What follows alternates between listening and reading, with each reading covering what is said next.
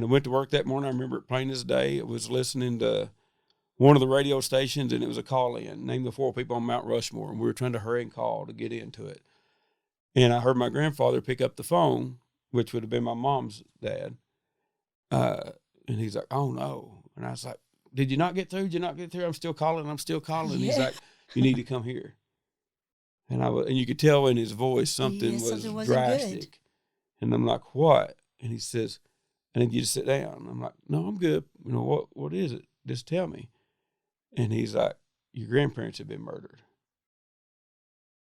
And I just kind of froze. I'm like, "Huh?" He said, "Come on, we got to get," he called my grandmother, Mommy. So "We got to get Mommy. We got to get you down there." And I'm like, "Where's Dad? Where's Mom?" He said, "I don't know all the details. We've got to get you there." That was the longest, probably 45 minutes, hour, I don't know, hour and a half probably.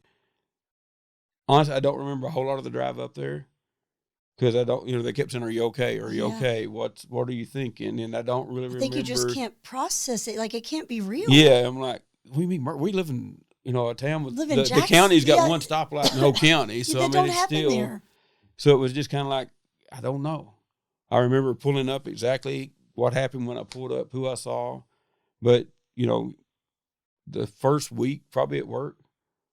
And then on that Monday, there'll be the second week. Starting that second week, you get the phone call, and then your whole life is changed from then. Mm. So when your dad went in and found them, mm-hmm. I guess first he saw your grandpa's feet. So, mm-hmm. I don't know, maybe is he thinking he's fallen but then I guess the further he gets in, he finds your grandmother. So basically what happened, every morning he would stop. They had the, like I said, the post, at the time the grocery store was closed. So he had the post office and the gas station. And earlier we mentioned the blinds being closed. And he stopped in and seen Bobby and said, "Hey, have you seen Mom and them?" And he's like, "No, the blinds are closed." And he said, "That's all, maybe they're not feeling good. Let me go check on them." So he walked over and he knocked on the glass door. And the way it was, you walked into a sunroom. And at the end of the sunroom was the step up into the kitchen. So you could kind of see into the kitchen. Granny was always she'd get preoccupied and you could scare her. So when he knocked on the door, he said, "Mommy, it's me. Don't let me scare you."